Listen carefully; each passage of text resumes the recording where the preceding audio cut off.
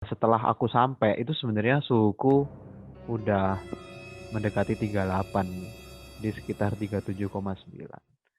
Karena waktu itu memang capek banget karena transitnya itu sampai 12 jam. Eh, iya, enggak sih, 12 jam. Ya, aku ingatku 12 jam. Nah, di situ ketika door manajernya cek suhuku, mereka kaget, kamu ini kenapa gitu. Aku juga shock, terus teman-temanku bilang corona ya gitu, tambah shock lagi gitu. Nah, waktu itu akhirnya aku dicek ulang selama 14 hari. Jadi kayak lebih aku ke self karantina. Nah, itu kesehatan itu memang di sini aku mempersiapkan sebenarnya sebelum-sebelumnya udah harus fit gitu. Tapi memang beneran aku bukan COVID, guys. Aku lebih ke kecapean aja karena perjalanannya banyak banyak memakan waktu banget. Itu sih. Di seluruh dunia ini kan sedang COVID nih.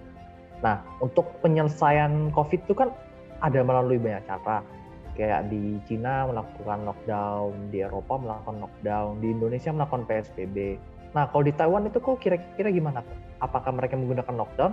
Apakah mereka menggunakan treatment yang sama dengan PSBB? Atau mereka menggunakan cara lain untuk mengurangi jumlah orang yang terkena COVID tersebut? Kalau di Taiwan, aku cuman lihat itu, aku tadi kan sudah singgung orangnya kan berintegritas semua kan. Jadi kalau ini back to basic lagi ya, Taiwan itu sering mengubah suatu pola hukum atau suatu pola tata cara itu demi mengubah behavior society-nya atau masyarakatnya. Itu yang membuat itu mungkin orang-orangnya jadi kayak dididik dari pemerintahannya sendiri. Nah, ketika wabah ini COVID ini masuk, itu sebenarnya nggak satu dua kali. Taiwan juga pernah dulu mengalami suatu wabah yang lebih parah. Cuman karena mereka sudah belajar banyak dari pengalaman ini yang bisa dibilang kayak self learningnya mereka, mereka jadi sudah kayak istilahnya jadi orang atau jadi negara yang berpengalaman gitu. Kayak SARS yang pertama, ini kan SARS yang COVID yang istilahnya bisa dikatakan yang kedua kan. Nah, cara mereka itu sebenarnya simple. Mereka itu bakal mendeteksi orang yang baru sampai, orang yang baru masuk. Jadi sebelum COVID itu viral, yang bahkan bisa sampai mewabah di suatu bumi ini, mereka itu sudah kayak persiapan gitu loh. Persiapannya simple, kayak misalnya orang datang, misalnya datang dari pesawat atau dari pelabuhan apa, itu sudah ada tim khusus. Jadi kayak Taiwan CDC itu mereka itu sudah lebih ke menyiapkan hal-hal medis tertentu kayak suhu lewat temperatur kamera atau misalnya pre kayak istilahnya kayak dicek yang di waktu mereka datang. Itu sebenarnya simple sih, karena Taiwan waktu itu sudah menyadari sesuatu yang nggak benar, kayak misalnya yang di Cina. Nah, itu kan istilahnya kan ada suatu keterlambatan info aja, tapi Taiwan sudah mendeteksi lebih awal. Terus dari segi masyarakatnya ini kan dari segi medis, segi caranya orang pemerintahan mengaturnya. Dari segi masyarakatnya itu, nah ini yang harus dicontoh, yaitu balik lagi integritas. Misalnya kalau nggak pakai masker gitu ya, itu pemerintah juga denda gitu loh. Dendanya itu nggak hanya 10.000 2.000 gitu loh.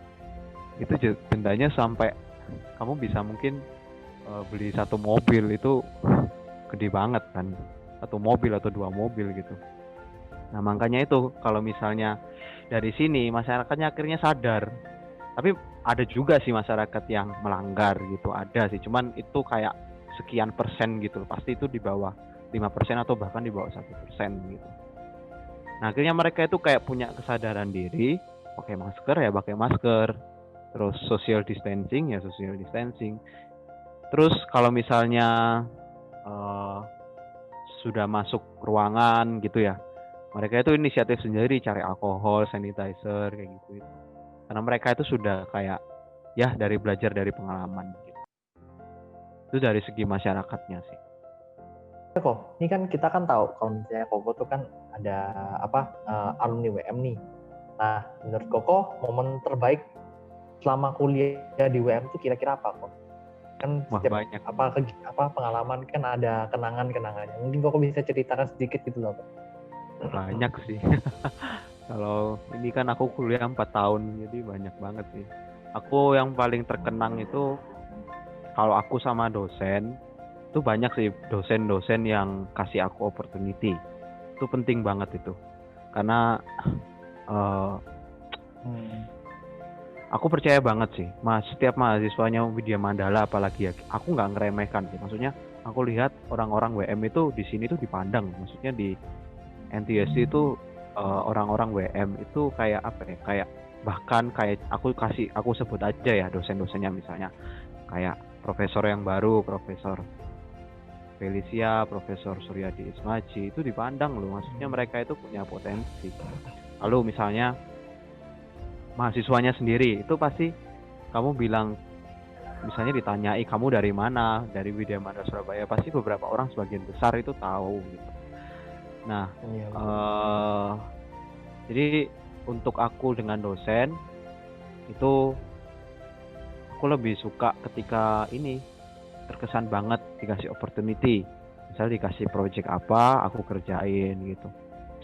Terus aku juga say thank you banget waktu itu sama Bu Feli, terus Jesela. Kalian tahu kan Jesela juga. Nah, itu mereka itu juga yang kasih opportunity ke aku. Terus juga ada Pak Sandi. Bahkan kalau kalian tahu ya, pasti kalian tahu lah. Pak Ratno misalnya. Pak Sandi tahu. Pak Ratno, Pak Set, ya kan? Iya, ada. Itu kan kalian tahu kan maksudnya apa? dosen jurusan apa itu ya? Tekim. Pak Ratno. Tekim Pak itu, Ratno Tekim. iya. Oh, Tekim ya? Oh, iya, yang aku sering dengar Pak Sandi. Ya, itu muncul ya. Itu kalau menurut anak-anak mahasiswa dari zaman yang dulu sampai yang sekarang mungkin melihat Pak Sandi sebagai sosok yang luar biasa baiknya. Pasti itu. Iya. Nah, itu. Nah, terus siapa lagi ya? Waktu itu aku diajar Bu Eri, itu aku juga belajar banyak. Itu ya berkesan sekali waktu itu, kayak dia ngajari cara bagaimana aku men-treat organisme-organisme yang kecil yang kita nggak bisa lihat dengan kasat mata gitu. Terus ada siapa lagi ya? Pak Yo ya kan? Pak Yo itu juga kasih aku. Iya, dia sering ini kasih nasihat gitu. Sering banget ngobrol sama. Jadi kesanku ke dosen itu banyak. Nggak bisa, cuman kalau tanpa mereka yang jelas aku nggak bisa, bahkan nggak bisa sampai ke ini, nggak bisa ke. Nah, untuk di mahasiswa, baik itu adik kelas sama kakak kelas atau seangkatanku, aku lebih suka yang berkesan itu kebersamaan. Itu suka banget. Misalnya kita makan bareng ya kan, itu kan ada suatu kebersamaan. Terus kayak misalnya ada kesusahan waktu kerjain soal, misalnya soal UTK atau soal-soal yang memang itu kita saling ngajari gitu loh. Maksudnya kita nggak pelit ilmu. Misal kalau ada yang tanya pun nggak sungkan, dan yang mau ngasih tahu itu juga nggak, misalnya bukan karena sok, tapi karena dia itu pengen berbagi. Nah, itu yang paling berkesan juga. Terus ini pertanyaan terakhir nih, aku kita sudah di penghujung acara. Ini pesan apa sih kok yang bisa disampaikan ke kita mahasiswa yang masih kuliah ini mungkin? Cepet lulus ya. Iya, cepet lulus. Pokoknya ya waktu ini dipakailah untuk misalnya kalian bisa explore untuk ilmu bidang yang kalian tekuni, supaya nanti itu bisa berguna gitu. Untuk bergunanya untuk jelas di sekitar kita dulu, terus nanti bisa sampai ke negara, atau misalnya ya kalian bisa sampai bersaing di dunia internasional. Tapi ya nggak muluk-muluk lah, cepet lulus, terus bener-bener ilmunya, setiap apa yang dia dipelajari dari dosen, apa yang belajar secara self learning itu diserap supaya nanti bisa berguna. Ya nggak semua sih berguna, nggak semua berguna sih. Cuman Iya, ya betul betul. tadi harus konsisten dan nggak boleh nyerah sih.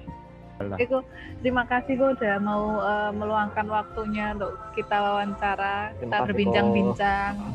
Oke, Ya, thank terima kasih you. juga buat share pengalaman selama di Taiwan, share pengalaman juga Iya. selama kuliah.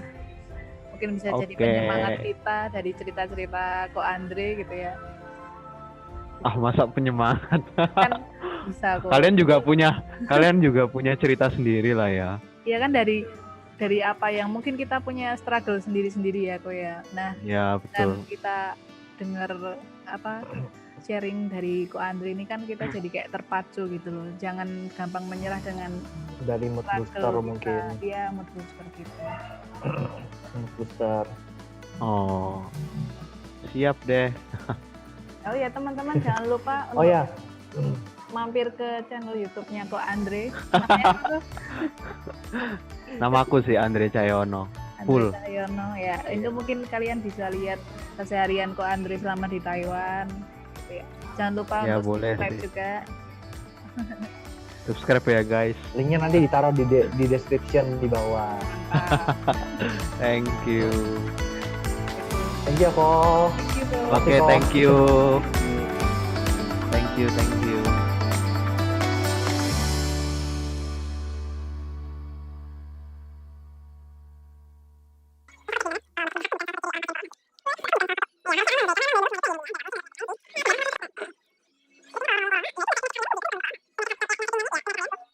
Ini kalau wawancara kamu aja gimana sih?